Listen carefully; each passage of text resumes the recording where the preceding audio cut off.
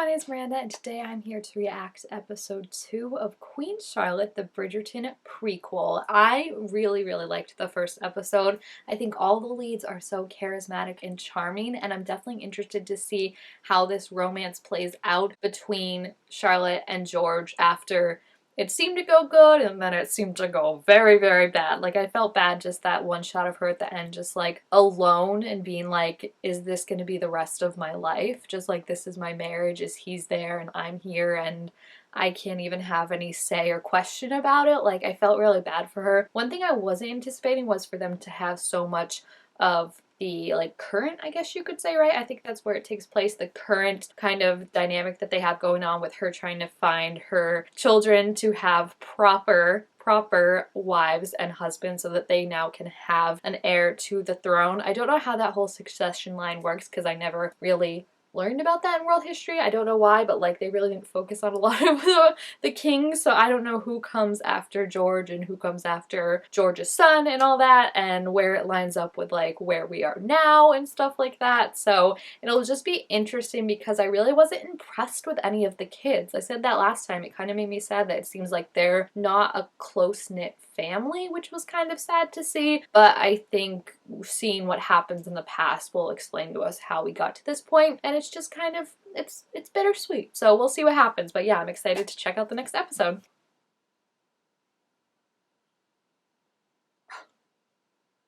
She's literally just supposed to be alone then for weeks on end. I don't know how long honeymoons lasted back then, but I'm assuming if you're the queen, you go to a honeymoon for a while, and she literally has no one to talk to but the walls and the servants who won't even like give her straight answers about stuff. He has to run to keep up with her. I mean, yeah, this would be truly maddening. Like, you're never alone, but yet you feel so lonely. And she had like 2 hours notice that all this was happening, this wedding and everything, and it's just like all these rules, all this tradition, all about appearances. It's just like insane. It would drive anyone crazy. Oh, that must be Daphne and Simon's babies, right? Because I don't think Anthony and Kate had a baby by the time we last saw them. Oh, so cute.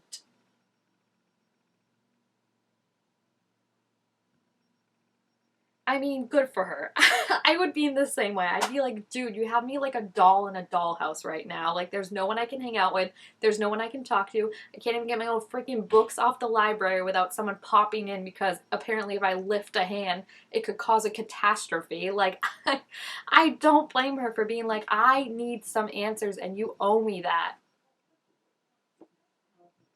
I feel like every time we see him, he's a different dude. Like, I get that. I feel like they're doing a really good job of portraying that because it's like he's just like, hey, what's up? Like, you don't think she's a little mad? She has questions. Like, your last conversation ended badly.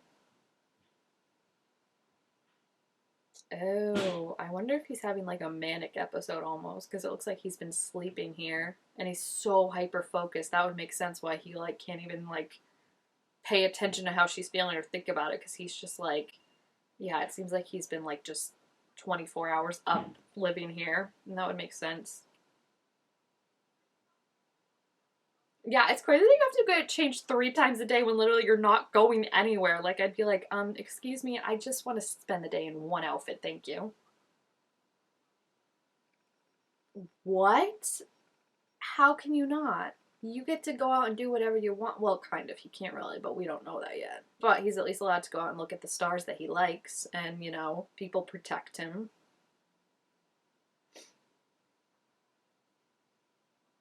Like, I wish that I cannot do whatever I like. She's so, like, funny. I feel like she's a sarcastic girl before sarcasm was, like, a thing that people talked about, you know?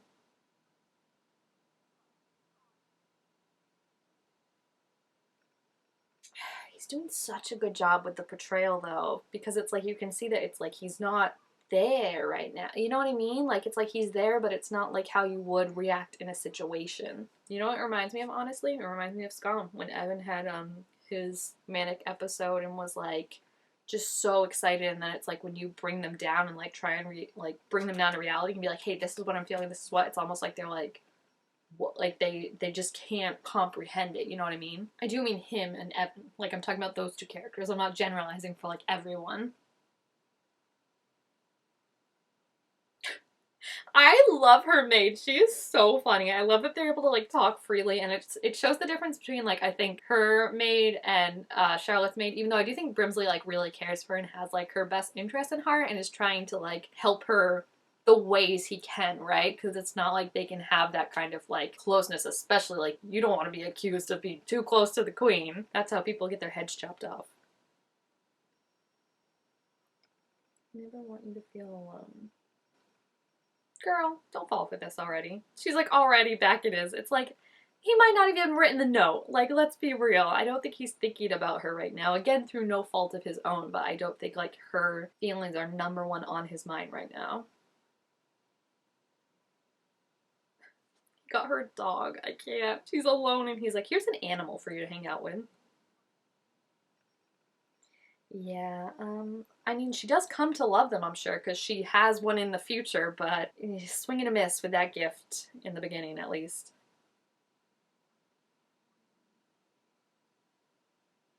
Brimsley. I love him.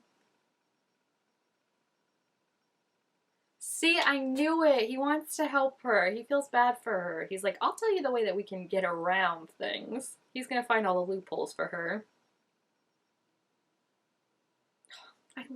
I love them, and I love Brimsley, and I just love that, like, however many years down the road, like, he's still there being her number one man. It's so funny. Like, her right hand, helping her with everything. It's just awesome to see, like, she's got people in her corner. He's like, don't throw me under the bus. Her face, she's like, oops, said the wrong thing. He's like, no, don't mention me in this. Could you look like you're grimacing more while you're saying this? Yeah, I'm actually kind of surprised she's not a better liar, but I'm sure she'll get there, right? Or at least learn to hide her emotions better. It's kind of sad all the things look like. You think how different people have to be. Like, I feel like that's what we saw in The Crown, too, of like how much you have to kind of hide yourself or lose yourself to like survive in a world like this. And like part of it's like, oh yeah, you did a good job, but it's also like sad that like you can't be open and stuff like that.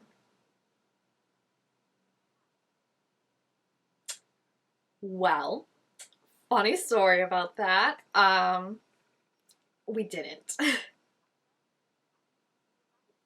fact that she's so mad about the dog, like she can't let it go. She's like, no, that was the tipping point.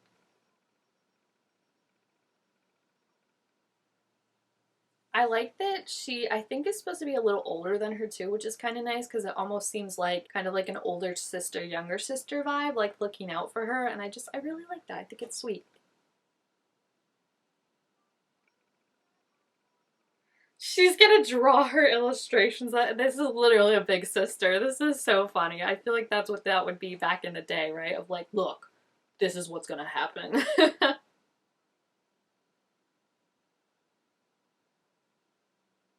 She's like, oh, okay. Brimsley's just holding it like, I'm not listening. I'm not listening. Is her saying it's a purebred and like very rare, being like, oh, he went all that way out to get it for you and that's sweet? Or is it saying like it's rare, like you in this case, and it has to be like taken care of, cherished, you know?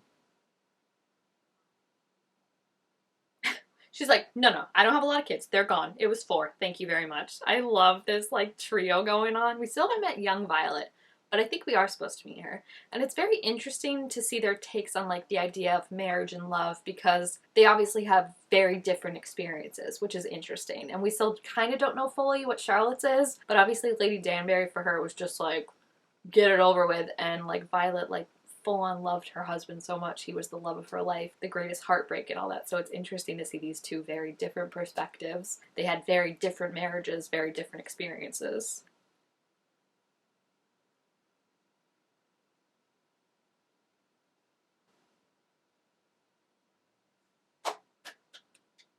This is why I love her. Who else would have the guts to stand up and like, I mean, she's right. That's her title, you know? It's not a formality, right? It's not like how it looks, right? It's like if you're going to say that I have a title, you're going to give me and respect me the title like you would anyone else in the ton. Don't underestimate the quiet ones, right? They see everything. Well, right now, nothing because no one's actually there. So I can tell you that right now.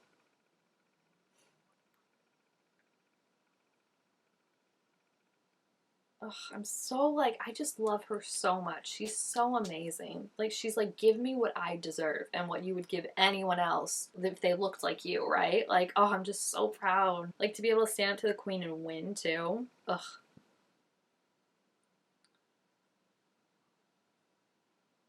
Called that. I said that last episode. That's why she's so invested in like what the king wants is right. Like, we need to make it so that anything he wants is great.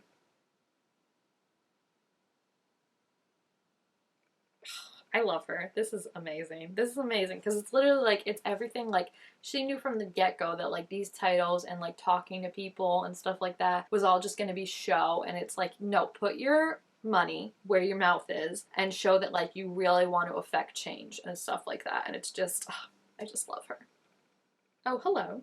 It's comically large too, how like far apart the table is. Like, I feel like they just have to like scream at each other to be heard over breakfast. And there's so much food. Like, I thought that just for her, but now even here it's like there's so much.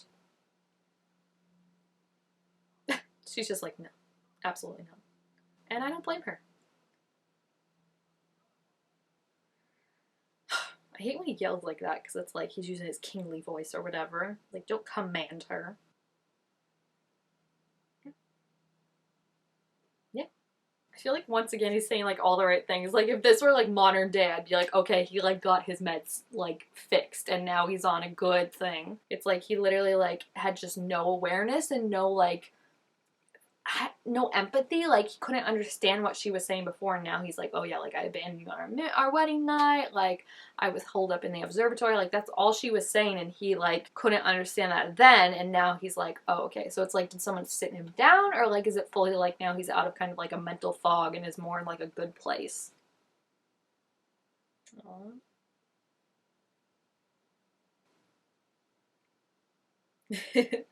I love when she smiles. It lights up her whole face, like that little like haha. I feel like it's just gonna be until he like explains to her what's going on, it's gonna be her being like tugged around, and she's gonna be like, it's almost like I'm married to two different people. Like, one who wants to be with me and says the right things and understands what I'm feeling and wants to listen, and one who shuts me out and doesn't want to hear anything and won't explain anything. Like, I feel like it's just gonna be this like push and pull that's gonna drive her so like she's gonna be like, I don't know what's going on.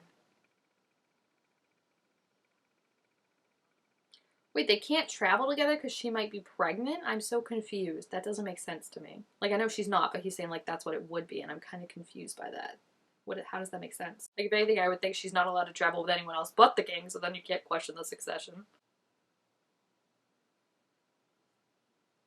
Okay. Like, oh my gosh, she's so good sometimes. I'm like, okay, I see where she falls for. And I do think he truly loves her. I just think it's like, you know, he's someone with a mental illness before mental illness was even like acknowledged as a thing. Like, it's very hard to explain or understand from his perspective, let alone someone else's.